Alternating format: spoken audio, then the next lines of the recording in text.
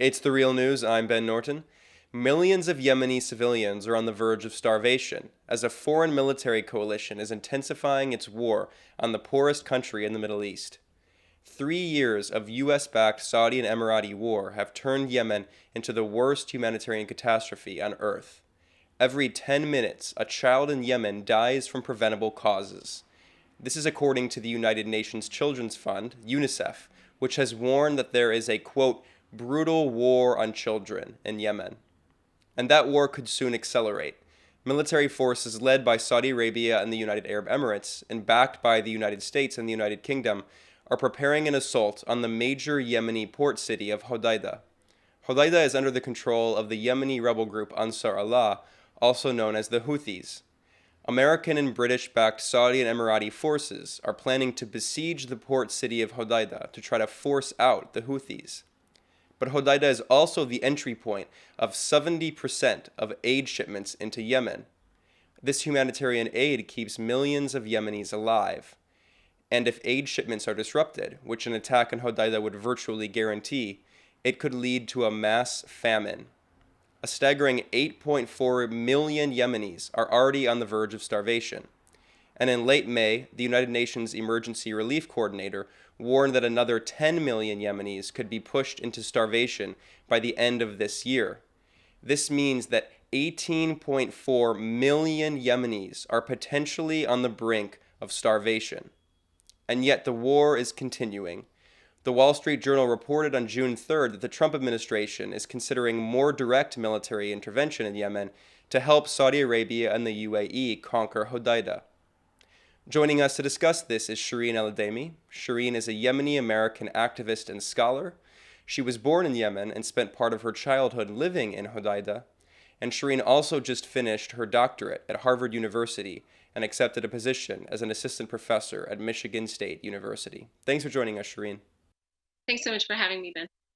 So there are a few different things I want to discuss today. First, let's just talk about the humanitarian situation in Yemen because, as I mentioned, the United Nations has warned for years now that Yemen is suffering from the worst humanitarian catastrophe on earth, worse than even Syria, worse than Libya, worse than Iraq, and yet it doesn't get much media coverage. Can you reflect on this? It really doesn't, and there doesn't seem to be any end in sight. What you mentioned just now is that 18 million people are supposed to, almost reach starvation level if this crisis isn't lifted by the end of the year. And so it's the world's worst humanitarian crisis. It doesn't get any worse than this. People are relying on food that just isn't coming in. You mentioned that the Houthis control Hodeida, which is true. They control the city of Hodeida, but the Saudis and the Emiratis, they control that port. They control whatever comes into that port, and they have been disrupting shipments, which is why a child dies every 10 minutes in Yemen because 70% of aid is coming in through Hodeidah, and the Saudi-led coalition is deciding what comes in and what comes out, and at times they've blocked it entirely.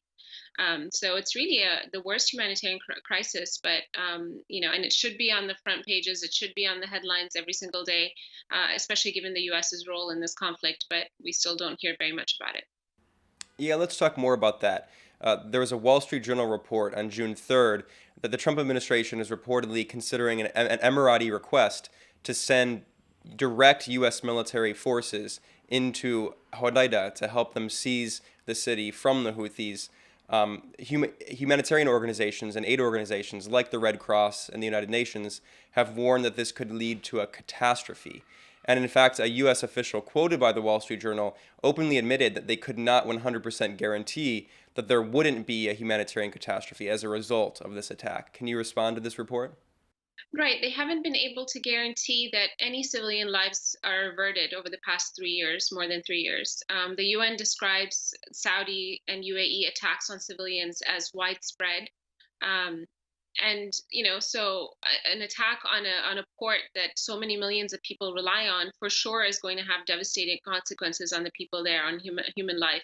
The Saudis and the Emiratis have shown no interest in the past for protecting civilians. They have targeted civilians in their homes and schools, and even on refugees who've been trying to flee by boat. They've targeted them. And so there's no. I mean, it's not even a guarantee that they won't attack civilians. There's a guarantee that they will, and that there's a guarantee that they will cause the death of many, many more people. Yeah, and that's what humanitarian organizations in the United Nations have been warning in response to these reports. Can you also talk a bit more about Hodeidah? I mentioned in the beginning of my report here that you were tweeting about your childhood in Hodeidah, that you spent summers there. Can you talk about this important port city where 70% of humanitarian aid shipments into Yemen go through? Yeah, so I was born in Aden and I grew up in Aden in the south, but we have family in the north in Hodeida specifically, and so that's where my grandparents lived, and that's where we would spend every single summer, every single holiday. It's a very, very hot, hot city, and perhaps that's the defining aspect about Hodeida, which is unfortunate because people have been without electricity now for over 3 years. Um, but that port is the lifeline of Yemen. It's where 70%. So even before the war, Yemenis relied on imports, food and water, even imports from foreign countries, up to 90%, sometimes over 90%. And most of that is coming in through Hodeidah. Over 70% of that aid and commercial shipping and all of that takes place in Hodeidah. And so if they disrupt Hodeidah, if they attack that port, then millions of people will literally starve to death because the only other port of entry is in the south in Aden, where about 20% of the food comes in, and also where about 20% of the population lives. Most Yemenis live in Houthi control areas, so around 80%. Yeah, and then let's talk a bit more about the humanitarian aid shipments. Mainstream human rights organizations, including Human Rights Watch, even the United Nations, have reported that multiple sides in the conflict, but especially the Saudi and Emirati forces, which are imposing a naval and air blockade in Yemen, have intentionally prevented aid and specifically food aid from getting to civilians. They're essentially holding this aid hostage and using it as a political weapon. The Houthis have also been accused of this. Can you respond to these reports that food is being used as a weapon to try to force Yemenis into submission? Yeah, the Saudis openly say that yes, we are starving the Houthis. Of course, Houthis for them is a term that encompasses all Yemenis because when they say we only bomb Houthis, we only target Houthis, well, then you see dead children on our screens. And so they must be classified as Houthis too, according to the Saudis and the Emiratis. So the Saudis say that they're using starvation to try to force the Houthis to submit. But, the Yemeni population is the population that's getting starved to death. You see children. We have evidence of this. We don't need to have journalists in the country, from foreign journalists in the country, to know that there are children that are dying of starvation and of preventable diseases because the Saudi-led coalition withholds food. They decide which ships come into the country through Hodeida, which don't. Back in November, when they imposed a total blockade for a couple of weeks, they essentially said nothing is coming into the country from Hodeida, and people suffered tremendously. And so, the Saudis have the power to essentially tell UN ship to divert UN ship, tell them to that they're not entering through Hodeida when they see fit. And this is the reality that we're confronting. That you have all of these foreign countries deciding who and what comes into the country. They've already disrupted the flow, and at times blockaded food entirely. And if they attack now that port, then of course shipments are not going to be able to come into the country.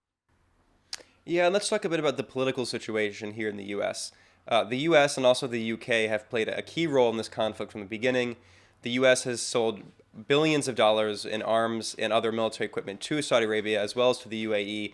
It's been well documented by human rights organizations that U.S. weapons have been used, including cluster bombs and other munitions, to attack civilian areas in Yemen. And what's interesting is there was little reporting about this during the Obama administration, which is when the war began in March 2015. But even under Trump, when there are a lot of figures who are calling themselves part of the resistance, the Washington Post has "Democracy dies in darkness" as part of its slogan, and yet we haven't really seen much critical reporting following what the Trump administration is expanding, this bipartisan war being waged in Yemen. Why do you think that even from some of these Democrats who claim they're part of the resistance, that there's so little interest in the massive humanitarian catastrophe in Yemen, which, again, to stress the point, is the worst on earth? The consensus among Democrats and Republicans seem to be that, Saudi is a powerful ally and it's worth supporting them at any cost. We've seen this with the Obama administration. We've seen it now with the Trump administration. Like you said, there's very little critical,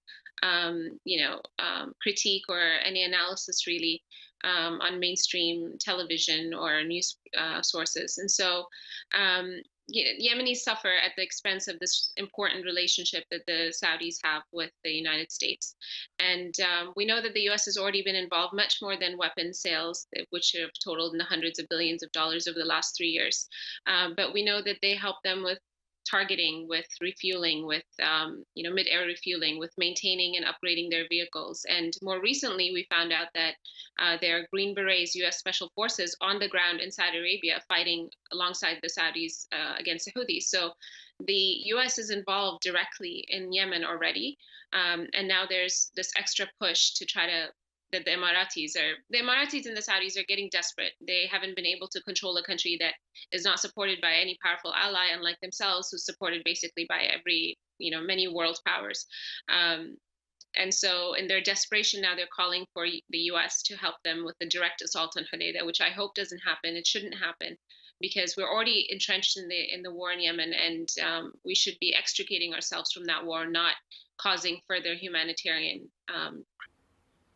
Yeah, that's a very important point. Not only has the US and the UK sold billions of dollars, as you mentioned, the Obama administration did more than $112 billion alone in arms deals with Saudi Arabia. The Trump administration has pledged another more than $100 billion. But not only that, the US military is refueling Saudi warplanes.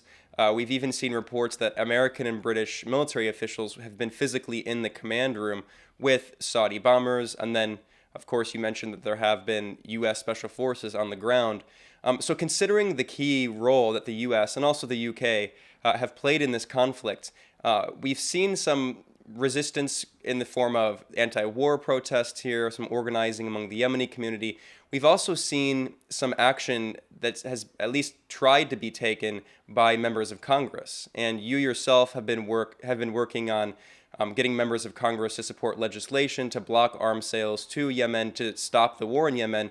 The House of Representatives passed a bill that recognized that the U.S. has played a key role in this, and that this is actually this is an unauthorized war. It has not been authorized by the legislative branch. It's being waged solely by the executive branch.